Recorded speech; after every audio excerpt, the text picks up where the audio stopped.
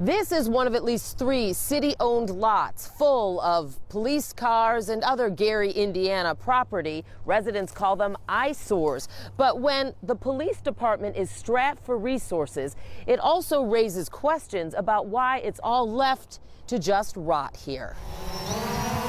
There's almost too many to count. Scrapped Gary, Indiana squad cars littering public lots like this one. Stripped, vandalized, deteriorating. Most of those cars that are there, or at least a good number of them, have been there, to be certain, for the last 8 years. Jerome Prince is a resident, Lake County, Indiana's assessor, and a Gary mayoral candidate. We reached out to him about the lots/municipal vehicle graveyards. You think this needs to be cleaned up? Sure.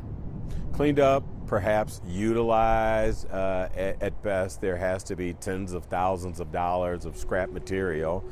It's an environmental hazard. It's unsightly. In a city strapped for revenue, Prince's concerns echo those of other residents and police sources who tell me scrap money could help buy much needed equipment. I don't know how many years they've been there. Current Gary Mayor Karen Freeman Wilson says there is a plan. We announced to the council last fall that we are going to have another auction so that we can get rid of those cars that aren't being used for spare parts and get some revenue in. Freeman Wilson says some police cars were actually sold 3 years ago, but the owners never picked them up. She says others are still being used for parts.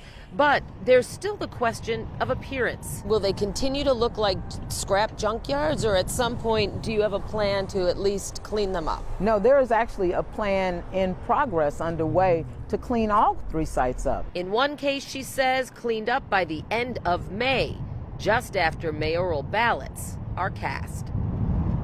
What remains to be seen is if these lots end up being a campaign make or break issue. In Gary, Indiana, Dana Kozlov, CBS 2 News.